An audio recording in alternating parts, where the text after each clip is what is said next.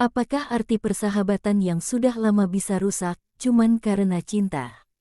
Apakah semua itu harus terjadi? Dendi dan Tia sudah bersama sejak mereka masih pakai seragam putih biru. Dari surat-suratan di kertas binder sampai video call sambil ngantuk karena kuliah di dua kota yang berbeda, mereka sudah melewati banyak hal bersama. Cinta mereka tumbuh dari sederhana menjadi kuat, atau setidaknya, begitu yang mereka yakini. Di kampus, Dendi dikenal sebagai mahasiswa aktif dan gampang akrab sama siapa saja. Salah satu temannya yang paling dekat adalah Sinta, teman sekelas sekaligus sahabat Tia sejak kecil. Awalnya semua terasa biasa saja. Mereka sering bertiga hangout saat Tia sempat datang ke kota tempat Dendi dan Sinta kuliah. Tia percaya sepenuhnya pada dua orang terpenting dalam hidupnya itu. Namun, waktu berjalan, dan tanpa disadari, batas-batas kenyamanan mulai bergeser. Dendi yang dulu hanya sekadar cerita tugas kuliah ke Sinta, kini mulai bercerita tentang keresahan hatinya. Tentang bagaimana hubungan jarak jauh dengan Tia mulai terasa berat. Sinta yang awalnya hanya mendengarkan, kini jadi seseorang yang ditunggu kehadirannya oleh Dendi. Suatu malam, di taman kampus yang biasanya ramai tapi kali itu sepi, Dendi duduk berdampingan dengan Sinta. Angin malam berhembus pelan, membawa keheningan yang mengganjal. Apa aku jahat kalau bilang, aku mulai bingung sama perasaanku sendiri? Tanya Dendi pelan, tanpa menoleh. Sinta terdiam. Ia menggigit bibir bawahnya, mencoba menahan gejolak yang sudah lama ia pendam. Kalau aku bilang kamu gak jahat, itu berarti aku juga jahat, jawab Sinta akhirnya, suaranya nyaris berbisik. Malam itu, tanpa sentuhan, tanpa kata cinta, keduanya tahu mereka berdiri di ambang sesuatu yang bisa menghancurkan segalanya. Tia sedang duduk di depan laptopnya, mencoba fokus mengerjakan tugas akhir, tapi pikirannya melayang. Sejak beberapa minggu terakhir, Dendi terasa berbeda. Balas chatnya makin singkat, kadang telat berjam-jam. Video call yang dulu jadi rutinitas malam kini diganti alasan sibuk rapat, tugas, atau kadang tidak ada alasan sama sekali. Dia mencoba menepis pikiran buruk. Mungkin Dendi lagi capek, mungkin aku yang terlalu sensitif, batinnya. Tia memutuskan untuk menelepon Sinta. Mereka belum ngobrol lama, dan biasanya Sinta bisa bikin dia tenang. Tapi, entah kenapa, nada dering kali ini terasa lebih lama dari biasanya sebelum akhirnya tersambung. Halo, Sin. Suara Tia ceria, mencoba menyembunyikan kecemasannya. Hai, Ti. Apa kabar? Suara Sinta terdengar cerah, tapi ada jeda kecil sebelum jawabannya keluar. Mereka ngobrol sebentar, sampai akhirnya Tia bertanya, Dendi akhir-akhir ini sibuk banget ya. Kamu tahu nggak dia lagi ngerjain apa aja? Kayak susah banget dihubungin. Sinta tercekat sejenak, tapi cepat-cepat menjawab, oh, iya, dia lagi sibuk banget sama proyek kampus. Sama beberapa kepanitiaan juga. Kayaknya dia agak keteteran. Iya sih. Dia cerita sedikit, tapi aku ngerasa beda aja akhir-akhir ini, Tia berkata pelan. Sinta menggigit bibirnya. Ada rasa bersalah yang menumpuk, tapi belum cukup kuat untuk diucapkan. Dia ingin jujur, tapi juga ingin menjaga. Dan yang paling menyakitkan, dia mulai sadar dia ingin Dendi juga. Sementara itu, Dendi duduk di pojok kafe kampus, menatap layar ponselnya yang menunjukkan pesan terakhir dari Tia, aku kangen. Cuma pengen bilang itu, tapi pikirannya melayang ke Sinta. Obrolan mereka semalam terngiang-ngiang di kepala. Rasa bersalah itu tumbuh seperti benih yang tak sengaja ditanam dan kini mulai merekah. Dendi menutup matanya. Di antara dua perempuan yang ia sayangi, ia berdiri seperti di tengah badai. Dan badai itu perlahan berubah jadi badai yang ia ciptakan sendiri. Malam itu, Sinta tidak bisa tidur. Suara Tia di telepon terus terngiang di kepalanya. Aku kangen. Tapi dia terasa jauh. Kalimat itu seperti belati yang menancap tepat di dadanya, karena ia tahu, jarak yang Tia rasakan adalah dirinya sendiri yang ciptakan. Dia duduk di tepi tempat tidurnya, menatap selembar foto yang masih ia simpan, foto mereka bertiga saat jalan bareng di tahun pertama kuliah. Dendi di tengah, Tia di kiri, dan dirinya di kanan.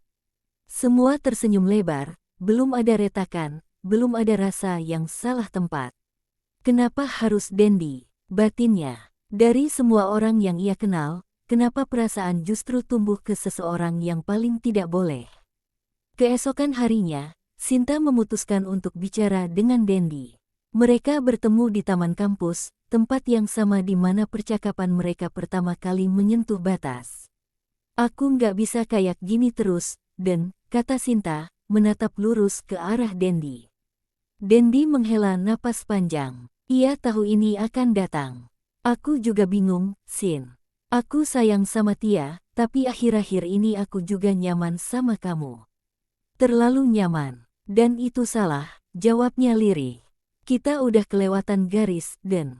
Kita harus berhenti sebelum semua hancur. Suara Sinta gemetar, tapi tegas. Dendi menunduk. Ada perih di dadanya, tapi juga kelegaan yang samar. Mungkin ini yang terbaik, mungkin. Sinta bangkit dari duduknya. Aku sayang Tia, dan aku nggak mau jadi orang yang bikin dia patah. Dia berjalan pergi, meninggalkan Dendi sendiri dengan pikirannya. Dan untuk pertama kalinya sejak lama, Dendi merasa benar-benar sendirian.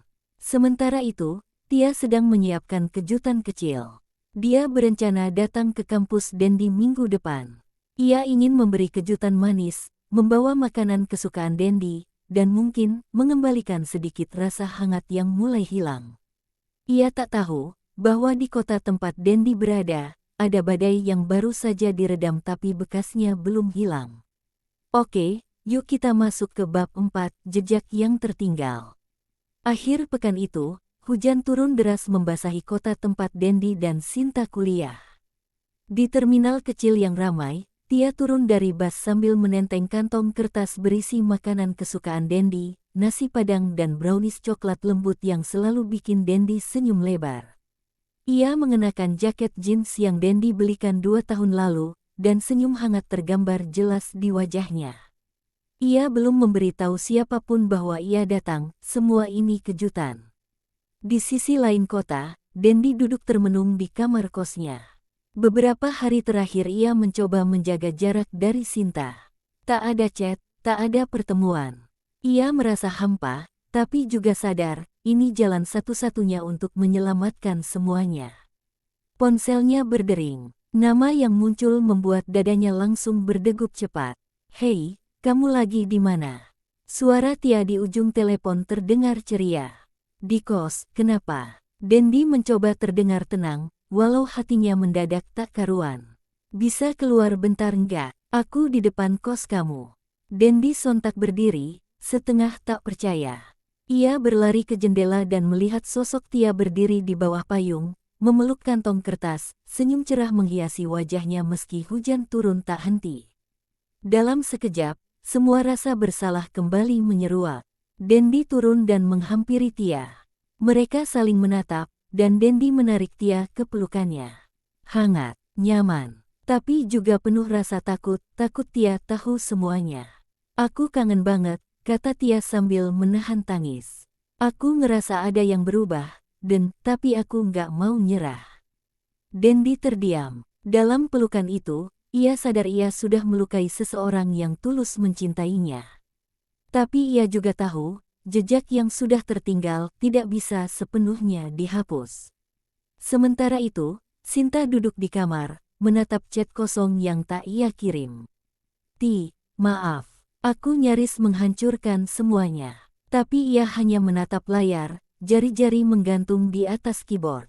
Dia menghapus pesannya, dan memilih diam. Luka yang tak terlihat, atau kamu punya ide baru buat alurnya, mungkin Tia mulai curiga. Atau Sinta mulai menjauh selamanya.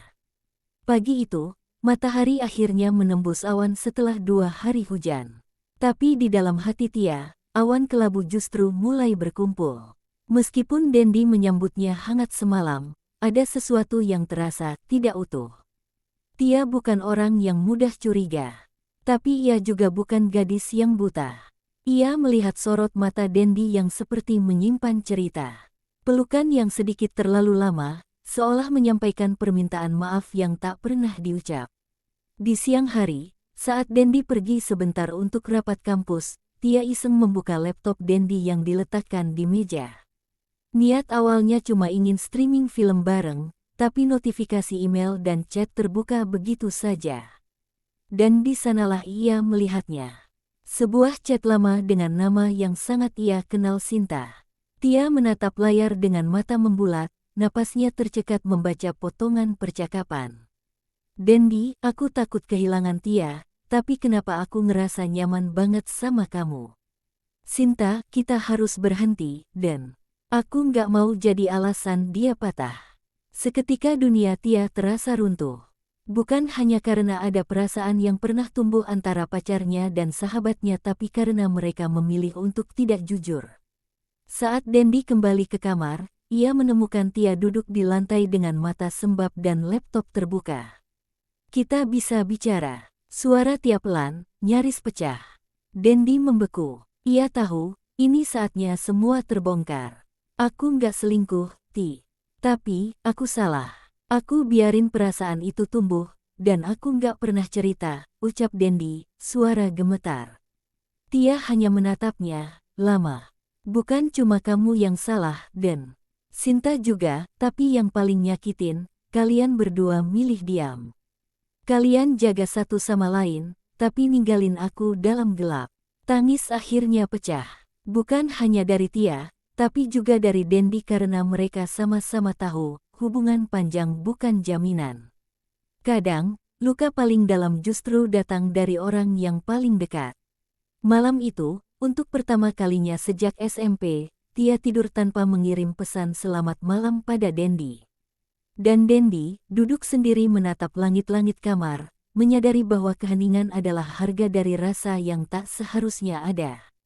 Tia sedang duduk di depan laptopnya, mencoba fokus mengerjakan tugas akhir, tapi pikirannya melayang. Sejak beberapa minggu terakhir, Dendi terasa berbeda. Balas chatnya makin singkat, kadang telat berjam-jam.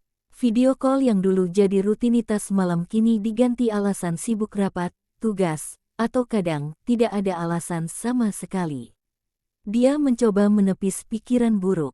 Mungkin Dendi lagi capek, mungkin aku yang terlalu sensitif, batinnya. Tia memutuskan untuk menelepon Sinta. Mereka belum ngobrol lama, dan biasanya Sinta bisa bikin dia tenang.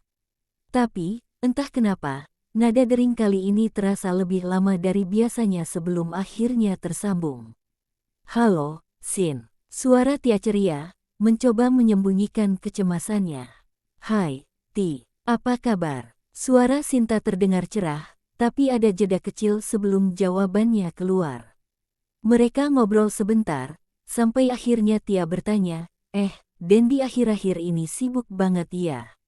Kamu tahu nggak dia lagi ngerjain apa aja? Kayak susah banget dihubungin. Sinta tercekat sejenak, tapi cepat-cepat menjawab, oh, iya, dia lagi sibuk banget sama proyek kampus. Sama beberapa kepanitiaan juga. Kayaknya dia agak keteteran. Iya sih. Dia cerita sedikit. Tapi aku ngerasa beda aja akhir-akhir ini, Tia berkata pelan. Sinta menggigit bibirnya. Ada rasa bersalah yang menumpuk, tapi belum cukup kuat untuk diucapkan. Dia ingin jujur, tapi juga ingin menjaga. Dan yang paling menyakitkan, dia mulai sadar dia ingin Dendi juga. Tapi pikirannya melayang ke Sinta. Obrolan mereka semalam terngiang-ngiang di kepala. Rasa bersalah itu tumbuh seperti benih yang tak sengaja ditanam dan kini mulai merekah. Dendi menutup matanya. Di antara dua perempuan yang ia sayangi, ia berdiri seperti di tengah badai. Dan badai itu perlahan berubah jadi badai yang ia ciptakan sendiri. Malam itu, Sinta tidak bisa tidur. Suara Tia di telepon terus terngiang di kepalanya. Aku kangen. Tapi dia terasa jauh. Kalimat itu seperti belati yang menancap tepat di dadanya, karena ia tahu, jarak yang Tia rasakan adalah dirinya sendiri yang ciptakan. Dia duduk di tepi tempat tidurnya, menatap selembar foto yang masih ia simpan, foto mereka bertiga saat jalan bareng di tahun pertama kuliah. Dendi di tengah, Tia di kiri, dan dirinya di kanan. Semua tersenyum lebar, belum ada retakan, belum ada rasa yang salah tempat. Kenapa harus Dendi? Batinnya. Dari semua orang yang ia kenal, kenapa perasaan justru tumbuh ke seseorang yang paling tidak boleh? Keesokan harinya, Sinta memutuskan untuk bicara dengan Dendi. Mereka bertemu di taman kampus, tempat yang sama di mana percakapan mereka pertama kali menyentuh batas. Aku nggak bisa kayak gini terus, Den, kata Sinta, menatap lurus ke arah Dendi. Dendi menghela napas panjang. Ia tahu ini akan datang. Aku juga bingung, Sin. Aku sayang sama Tia, tapi akhir-akhir ini aku juga nyaman sama kamu. Terlalu nyaman. Dan itu salah, jawabnya lirih. Kita udah kelewatan garis, Den. Kita harus berhenti sebelum semua hancur. Suara Sinta gemetar, tapi tegas. Dendi menunduk. Ada perih di dadanya, tapi juga kelegaan yang samar. Mungkin ini yang terbaik, mungkin. Sinta bangkit dari duduknya. Aku sayang Tia. Dan aku nggak mau jadi orang yang bikin dia patah. Dia berjalan pergi, meninggalkan Dendi sendiri dengan pikirannya. Dan untuk pertama kalinya sejak lama, Dendi merasa benar-benar sendirian. Sementara itu, Tia sedang menyiapkan kejutan kecil. Dia berencana datang ke kampus Dendi minggu depan. Ia ingin memberi kejutan manis, membawa makanan kesukaan Dendi, dan mungkin mengembalikan sedikit rasa hangat yang mulai hilang. Ia tak tahu bahwa di kota tempat Dendi berada, ada badai yang baru saja diredam tapi bekasnya belum hilang. Akhir pekan itu, hujan turun deras membasahi kota tempat Dendi dan Sinta kuliah. Di terminal kecil yang ramai, Tia turun dari bus sambil menenteng kantong kertas berisi makanan kesukaan Dendi, nasi padang dan brownies coklat lembut yang selalu bikin Dendi senyum lebar. Ia mengenakan jaket jeans yang Dendi belikan 2 tahun lalu, dan senyum hangat tergambar jelas di wajahnya. Ia belum memberitahu siapapun bahwa ia datang, semua ini kejutan. Di sisi lain kota, Dendi duduk termenung di kamar kosnya. Beberapa hari terakhir ia mencoba menjaga jarak dari Sinta. Tak ada chat, tak ada pertemuan. Ia merasa hampa, tapi juga sadar, ini jalan satu-satunya untuk menyelamatkan semuanya. Ponselnya berdering. Nama yang muncul membuat dadanya langsung berdegup cepat. Tia. Hei, kamu lagi di mana? Suara Tia di ujung telepon terdengar ceria. Di kos, kenapa? Dendi mencoba terdengar tenang, walau hatinya mendadak tak karuan. Bisa keluar bentar enggak? Aku di depan kos kamu. Dendi sontak berdiri, setengah tak percaya. Ia berlari ke jendela dan melihat sosok Tia berdiri di bawah payung, memeluk kantong kertas, senyum cerah menghiasi wajahnya meski hujan turun tak henti. Dalam sekejap, semua rasa bersalah kembali menyeruak. Dendi turun dan menghampiri Tia. Mereka saling menatap, dan Dendi menarik Tia ke pelukannya. Hangat, nyaman, tapi juga penuh rasa takut Tia tahu semuanya. Aku kangen banget, kata Tia sambil menahan tangis. Aku ngerasa ada yang berubah, tapi aku nggak mau nyerah. Dendi terdiam. Dalam pelukan itu, ia sadar ia sudah melukai seseorang yang tulus mencintainya. Tapi ia juga tahu, jejak yang sudah tertinggal tidak bisa sepenuhnya dihapus. Sementara itu, Sinta duduk di kamar, menatap chat kosong yang tak ia kirim. Maaf, aku nyaris menghancurkan semuanya. Tapi ia hanya menatap layar, jari-jari menggantung di atas keyboard. Dia menghapus pesannya, dan memilih diam. Pagi itu, matahari akhirnya menembus awan setelah 2 hari hujan. Tapi di dalam hati Tia, awan kelabu justru mulai berkumpul. Meskipun Dendi menyambutnya hangat semalam, ada sesuatu yang terasa tidak utuh. Tia bukan orang yang mudah curiga. Tapi ia juga bukan gadis yang buta. Ia melihat sorot mata Dendi yang seperti menyimpan cerita. Pelukan yang sedikit terlalu lama, seolah menyampaikan permintaan maaf yang tak pernah diucap. Di siang hari, saat Dendi pergi sebentar untuk rapat kampus, Tia iseng membuka laptop Dendi yang diletakkan di meja. Niat awalnya cuma ingin streaming film bareng, tapi notifikasi email dan chat terbuka begitu saja. Dan di sanalah ia melihatnya. Sebuah chat lama dengan nama yang sangat ia kenal, Sinta. Tia menatap layar dengan mata membulat, napasnya tercekat membaca potongan percakapan. Dendi, aku takut kehilangan Tia, tapi kenapa aku ngerasa nyaman banget sama kamu? Sinta, kita harus berhenti, dan aku nggak mau jadi alasan dia patah. Seketika dunia Tia terasa runtuh. Bukan hanya karena ada perasaan yang pernah tumbuh antara pacarnya dan sahabatnya, tapi karena mereka memilih untuk tidak jujur. Saat Dendi kembali ke kamar, ia menemukan Tia duduk di lantai dengan mata sembab dan laptop terbuka. Kita bisa bicara. Suara Tia pelan, nyaris pecah. Dendi membeku. Ia tahu, ini saatnya semua terbongkar. Aku nggak selingkuh, Ti. Tapi, aku salah. Aku biarin perasaan itu tumbuh, dan aku nggak pernah cerita, ucap Dendi, suara gemetar. Tia hanya menatapnya, lama. Bukan cuma kamu yang salah, Den. Sinta juga, tapi yang paling nyakitin, kalian berdua milih diam. Kalian jaga satu sama lain, tapi ninggalin aku dalam gelap. Tangis akhirnya pecah. Bukan hanya dari Tia, tapi juga dari Dendi karena mereka sama-sama tahu, hubungan panjang bukan jaminan. Kadang, luka paling dalam justru datang dari orang yang paling dekat. Malam itu, untuk pertama kalinya sejak SMP, Tia tidur tanpa mengirim pesan selamat malam pada Dendi. Dan Dendi duduk sendiri menatap langit-langit kamar, menyadari bahwa keheningan adalah harga dari rasa yang tak seharusnya ada. Mereka berusaha memperbaiki semuanya, atau justru Tia memilih pergi. Beberapa hari setelah kebenaran itu terungkap, Tia memilih diam. Tak ada marah, tak ada teriakan. Ia hanya seperti kehilangan kata. Dan kadang, diam adalah bentuk kesedihan paling menyakitkan. Di stasiun kecil itu, Tia berdiri dengan koper biru di sampingnya. Dendi berdiri beberapa meter di belakang, tak berani mendekat terlalu dekat. Ia sudah mencoba minta maaf berulang kali. Tapi kali ini, bukan soal memaafkan, ini soal merelakan. Tia menatap rel kereta yang membentang lurus ke arah lain. Tempat di mana ia akan mencoba memulai ulang. Meninggalkan kota ini, meninggalkan Dendi, dan Sinta. Sebelum naik, Tia berbalik.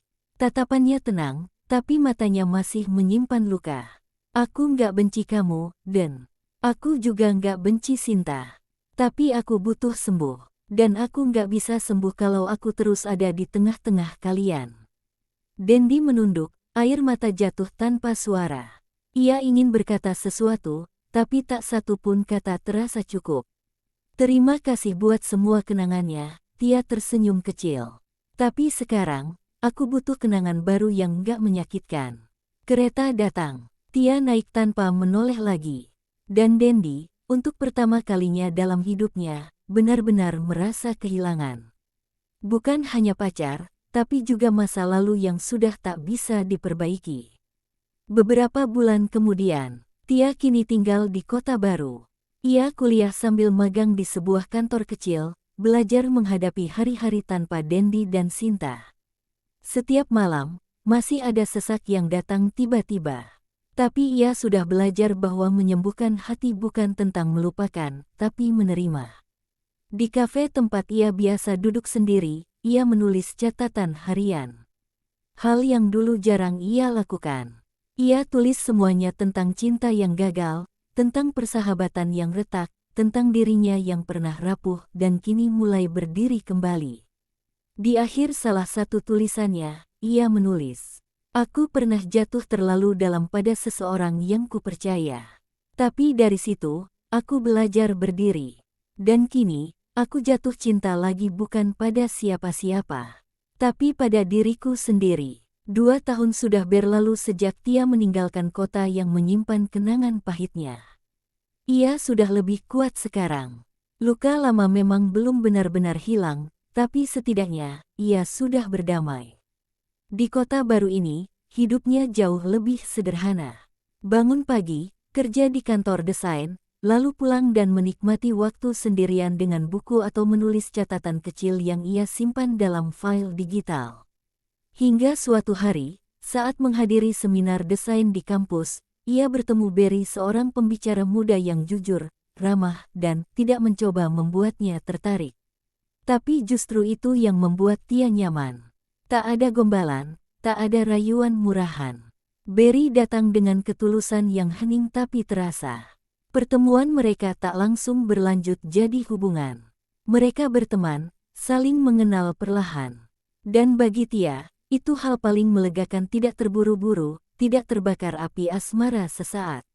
Barry mengajaknya ngobrol tentang mimpi, tentang kegagalan, bahkan tentang kesepian. Dan suatu malam, ketika mereka duduk di pinggir danau setelah acara komunitas, Barry berkata pelan, "Aku tahu kamu pernah sakit. Tapi kamu tetap berdiri, dan itu yang paling aku kagumi dari kamu. Aku nggak janji bisa sempurna, tapi aku janji nggak akan meninggalkan kamu sendirian menghadapi apapun." Tia hanya menatapnya, tersenyum kecil. Air matanya jatuh, bukan karena luka, tapi karena haru. Dan malam itu, hatinya tahu ia tak lagi sendiri. 6 bulan kemudian, Barry dan Tia resmi pacaran. Hubungan mereka bukan seperti kisah cinta remaja penuh drama, tapi lebih seperti dua orang dewasa yang belajar saling mendampingi. Mereka sering membicarakan masa depan, termasuk rencana menikah di tahun depan. Tia sudah tidak lagi takut membuka hati. Ia tahu cinta bisa melukai, tapi ia juga tahu cinta bisa membangkitkan kembali kehidupannya.